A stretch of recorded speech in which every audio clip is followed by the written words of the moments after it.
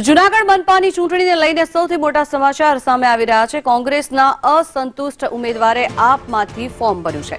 કોંગ્રેસે ટિકિટ ન આપતા રજાક હાલાએ રાજીનામું ધરી દીધું, ત્યારે કોંગ્રેસના શહેર પ્રમુખ સામે ગંભીર આક્ષેપ પણ કરવામાં આવ્યા છે। પાર્ટીને નુકસાન પહોંચાડવાનું કામ કરે છે તે પ્રકારનું નિવેદન રજાક દ્વારા કરવામાં આવ્યું છે। સાથે જ તેમણે કહ્યું કે પૈસા લઈ ટિકિટ વેચતા હોવાનો પણ તેમના દ્વારા આક્ષેપ કરવામાં આવ્યો છે।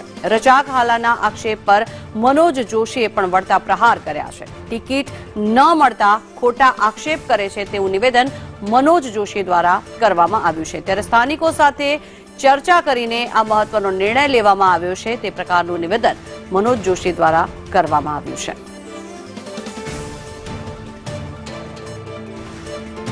આ મારી રાજીનામાની નકલ છે અને હું જૂનાગઢ મહાનગર ઇલેક્શનના વોર્ડ નંબર 8 માં આમ આદમીમાંથી ફોર્મ ભરેલ છે।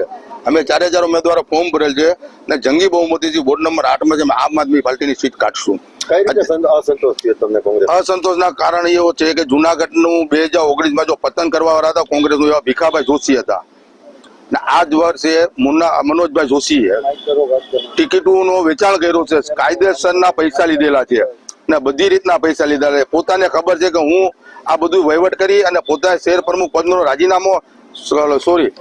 રાજીનામું આપી અને કાર્યકર તરીકે પ્રમુખ તરીકે અમિત પટેલને આપેલ છે। પોતે વોર્ડ નંબર 11 માં ચૂંટણી લડવા ગયેલ છે, પોતે પૈસાનું ટિકિટનું વેચાણ કરીને પૈસા લીધેલ છે।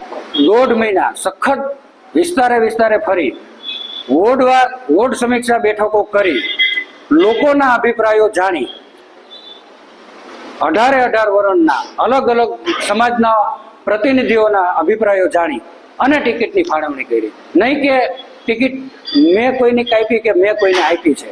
ટિકિટ આપવાનો અધિકાર સર્વે કરી, નામો પેનલો તૈયાર કરી, પ્રભારીશ્રીઓ પેનલ તૈયાર કરે અને એને આખરી મંજૂરી માટે માનનીય અમારા શક્તિસિંહભાઈ ગોયલ સાહેબ મંજૂરી આપે। જે